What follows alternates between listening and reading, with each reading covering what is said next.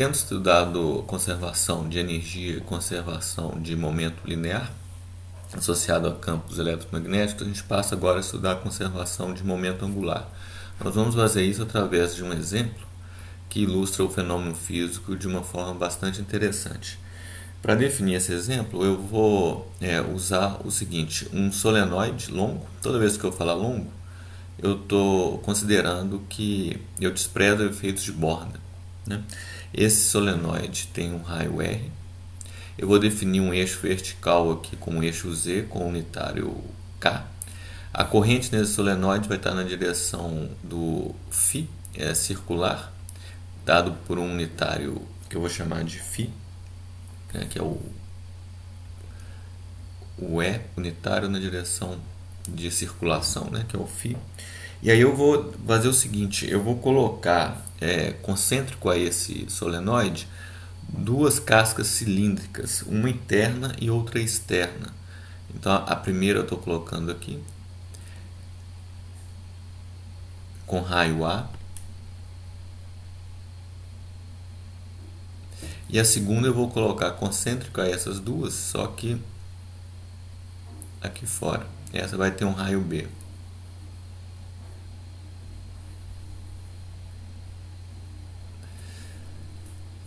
Um comprimento L que vai ser muito maior do que o raio. Então estou considerando L muito maior que B, né? O B é maior que A, então L define essas coisas como longas também, ou seja, eliminando os efeitos de borda. E o que eu quero com isso, né? Quero mostrar uma manifestação da conservação do momento angular. Eu vou fazer então estabelecer uma corrente I no solenoide e depois eu vou fazer essa corrente I ir a zero. Eu vou desligar a corrente. Ao desligar a corrente, o que se observa nesse sistema é que as cascas cilíndricas começam a girar. Então eu tenho uma situação final em que eu tenho a rotação de cascas cilíndricas e uma situação inicial em que eu tenho apenas uma corrente no solenoide. Aí a pergunta é: de onde vem o momento angular que aparece no final desse experimento? A gente vai ver que esse momento angular está presente desde o início, só que nos campos eletromagnéticos. E quando a corrente vai a zero, ele passa a existir na forma de um momento angular no sistema mecânico, né, nas cascas que giram. Esse é o problema que a gente vai investigar agora. Então, o primeiro passo é definir todos os campos que eu tenho aqui. Vou colocar isso como número 1. 1.1 é o mais trivial, né? É o campo magnético no solenoide. É um solenoide ideal. Eu vou assumir que tem N voltas por comprimento.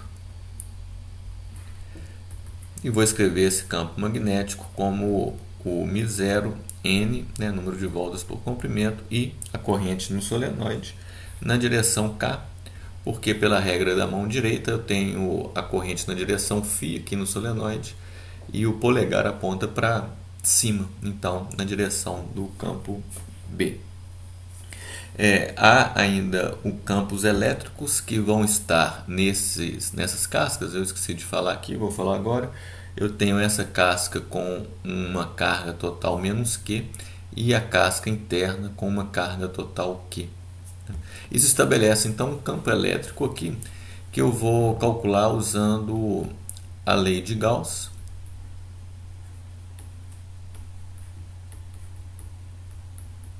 Então é o campo elétrico entre as cascas, né?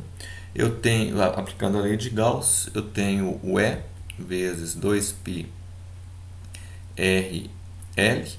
Então vou fazer uma figura esquemática aqui só dessas cascas cilíndricas. Uma aqui, a outra aqui, algo assim. Eu estou fazendo uma superfície gaussiana entre elas num raio R. Então a área da superfície lateral que é 2πrl, por simetria eu tenho essa situação do campo ser radial, e isso vai ser a carga ali dentro, que vai ser Q, né, dividido por ε0, esse Q aqui, que é a carga que eu tenho aqui dentro. Tá, então eu posso escrever o meu campo elétrico como Q sobre 2π ε0 L 1 sobre R nessa direção que eu estou chamando da direção radial. Então tenho aí os campos B e E. Bom, como que eu posso definir um momento angular? Eu já defini um momento linear, né, e cuja densidade, vou chamar isso aqui de cálculo 3, 1.1, 1.2, então vai ser 2, vai ser agora os momentos, né, linear e angular.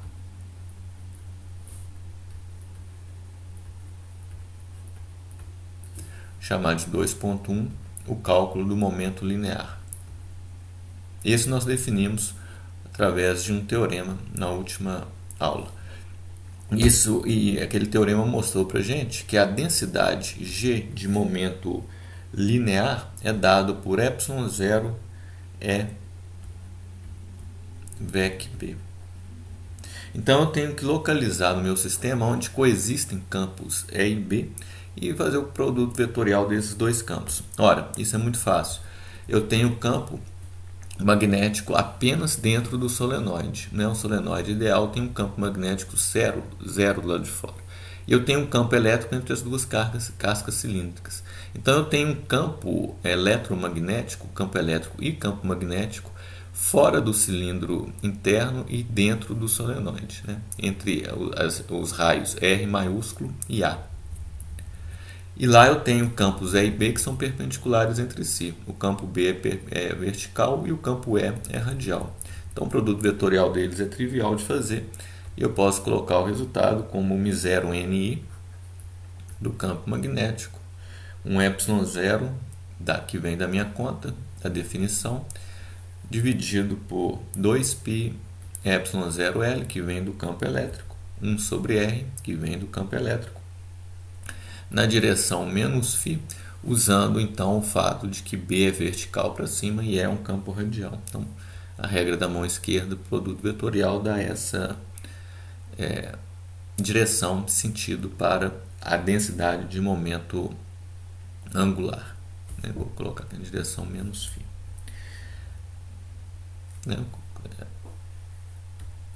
Sistematizando aqui o resultado. 2 pau do Q, né? A carga Q sobre R 2π L na direção menos φ. Bom, isso aqui era uma definição que nós já tínhamos. Agora eu posso definir o meu momento angular da maneira mais natural, fazendo R vec isso, né? Aqui eu estou colocando a densidade, né? Porque eu tenho que integrar isso no volume para ter o momento de fato. Então, densidade de momento. Momento angular. Vou chamar de um L minúsculo a densidade de momento angular eletromagnético e vou definir como R vec G. A definição é mais natural. Então, isso aqui imediatamente me leva ao resultado que a densidade de momento angular eletromagnético é μ0NI, que 2πL, veja que é o resultado aqui de cima, eu tenho um R aqui, com R vai cortar, e eu tenho o produto vetorial então da direção radial com a direção φ, que vai ser então pela regra da mão esquerda o menos K. Então essa é a densidade de momento angular. Agora eu faço as integrais no volume para ter o momento angular total, né? Então L vai ser, isso aqui tudo é constante, tá? Então a densidade vai ser, sendo constante, né? O momento angular total vai ser ela vezes o volume. O volume está dentro do solenoide, mas fora do cilindro interno. Então o volume ele é π R2 menos A2 vezes L. Então eu faço isso para calcular o momento angular total. μ0NI, Q, dividido por 2πL, vezes π o volume em que coexistem aqueles campos, né? R2 menos A2 vezes L, isso tudo na direção menos K.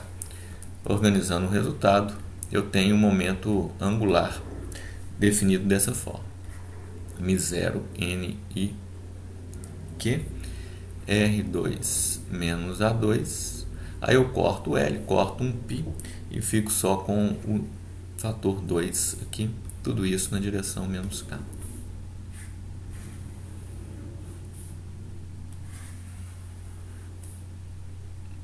Vou colocar um parênteses para não confundir aqueles manchinhos que ficou ali. Então aqui eu tenho o meu resultado.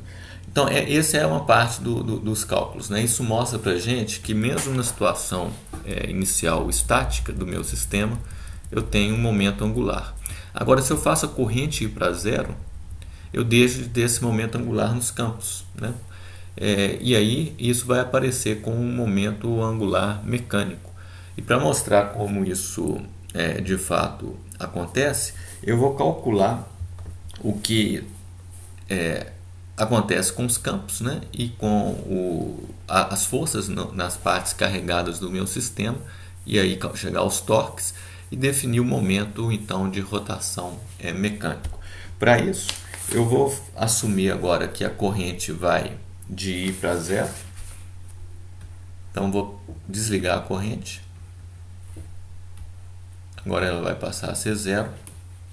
E eu vou calcular pela lei de Faraday o campo induzido elétrico, né, quando isso acontece. Eu calculo isso pela lei de Faraday, né, porque a lei de Faraday me diz que a integral de E escalar dl é igual a menos a derivada no tempo da integral que define o fluxo do campo magnético pela superfície, né, delimitada por esse contorno C. Rotacional de E menos dB dt é a lei de Faraday. Quando eu faço isso, então, eu vou ter de um lado, né, para R maior que o raio da bobina, eu vou ter um E vezes 2πr, né? Notem que eu estou fazendo a variação do campo que está na vertical, né? E aí, com isso, eu vou ter um campo elétrico induzido que está na direção circunferencial. Por isso, a minha espira amperiana aqui na hora de fazer esse cálculo, ele vai ser um círculo, né? No raio R, que aqui eu estou considerando maior que o raio do solenoide. Primeiro, depois eu faço o menor.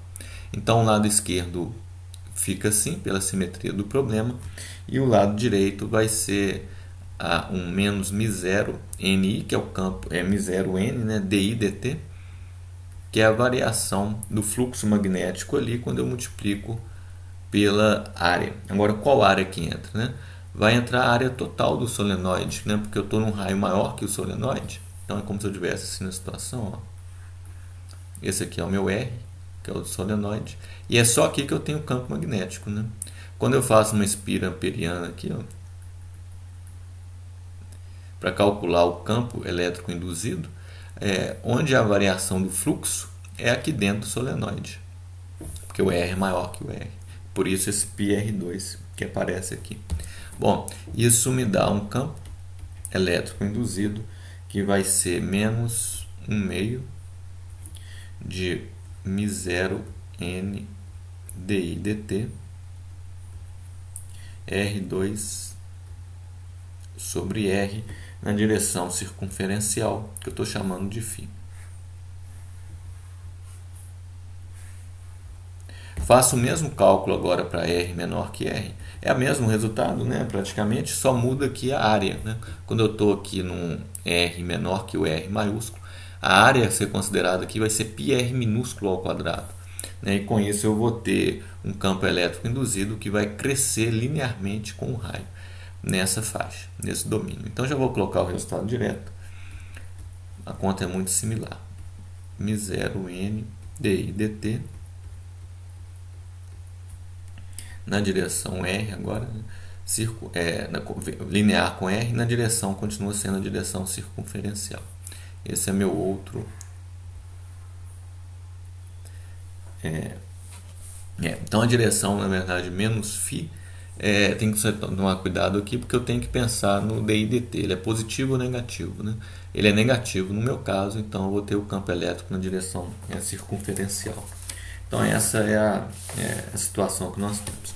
Agora que eu tenho o campo elétrico induzido, eu posso calcular os torques que vão surgir nas cascas cilíndricas, porque elas estão carregadas, estão agora numa região que eu tenho um campo elétrico, né? Então é muito imediato eu calcular esses torques assim, olha, vou chamar de N o torque, primeiro na casca maior, que tem um raio B, e o torque é dado por um R VEC. A carga ali, que é menos Q, vezes o campo elétrico induzido calculado para o R maior que R, que é a região em que se encontra essa casca cilíndrica maior. Então eu já posso colocar o resultado direto fazendo esse produto vetorial. Vai dar 1 meio de μ0 n dI dt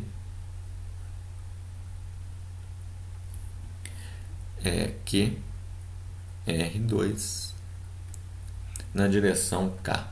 Essa direção K vem do produto vetorial R, né, que aparece na definição do torque, com o unitário na direção circunferencial φ.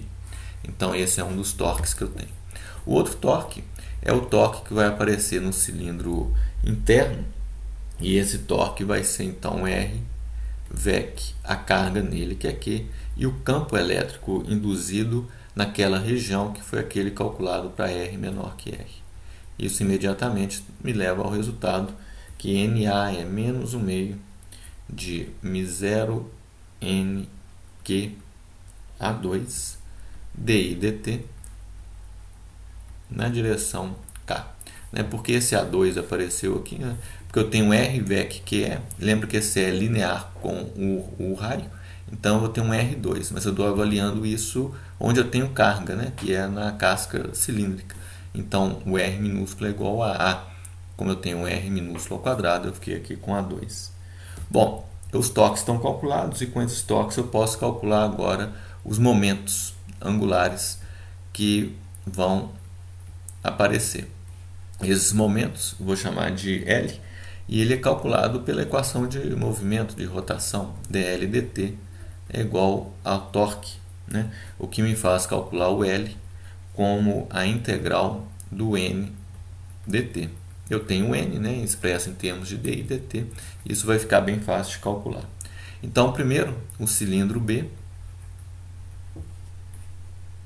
O cilindro B vai ter um momento angular, LB, que vai ser então 1 meio de μ0 n, vou pegar todo aquele torque, né, que eu tinha calculado para ele, que era isso aqui, na direção K, e eu integro agora a corrente de I até 0, o meu integrando vai ser um dI dt.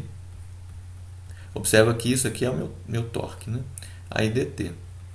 Então a integral de dI, né, de I a 0, que é menos I. Então eu vou ter um LB que vai ser menos 1 meio de μ0 n I, né, isso veio dessa integral, que R2, isso na direção K. Eu já pus o sinal menos ali. Esse é meu LB. Eu calculo de forma análoga o que acontece no cilindro de raio menor, que é o raio A. Eu vou colocar o resultado aqui, que é exatamente a mesma coisa, né? Só substituindo aqui o valor do torque naquele cilindro, vou chamar de L, A minúsculo aqui B minúsculo. Então esse LA vai ser 1 meio de μ0 n Q I A2 na direção K. Esses são os dois momentos. Agora vamos somar os dois, o total. LA mais LB. Bom, LA mais LB vai ser, vou colocar como menos 1 meio μ0 n, todos os fatores comuns, e Q. Aí sobra aqui agora um R2, né, menos, né, estou pondo menos aqui, menos A2, para ficar positivo, na direção K. Esse é meu momento total.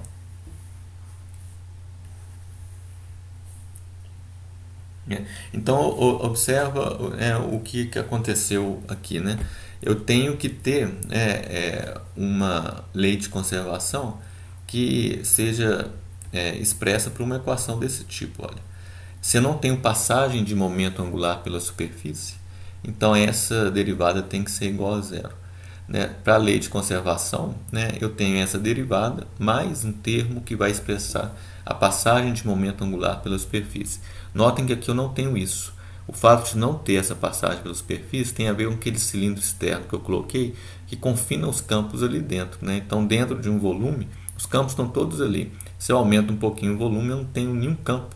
E aí eu não tenho, então, passagem por essa superfície externa que eu estou definindo. Logo, o meu momento angular total ali tem que ser igual a zero. Né? Isso de fato está acontecendo, porque se eu somo agora o que acontece, né, com esse momento angular total, eu escrevo assim, né, esse momento angular vai ser um momento angular dos campos mais um momento angular mecânico. Né? Isso vai ter que ser igual a zero. Né? E aí vocês notem o seguinte, né? Esse momento angular nos cilindros, que aparece aqui quando eu tenho corrente igual a zero, né? Ele vai aparecer com esse valor. Né? E quando eu tenho, então, a situação inicial, eu tinha um momento angular nos campos eletromagnéticos, que era exatamente a mesma coisa. Olha, tem essa expressão. Tá? Então, essa soma ela está constante no tempo. Né? Inicialmente eu não tenho mecânico, mas tenho só eletromagnético. Depois eu não tenho eletromagnético, tenho só mecânico. E os valores coincidem. Né? Então a derivada no tempo disso de fato está sendo igual a zero.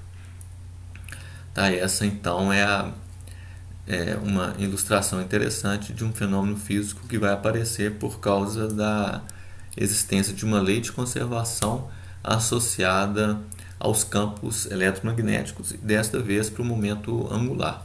Com isso a gente vê que os campos eletromagnéticos carregam o momento angular na maneira como nós definimos aqui.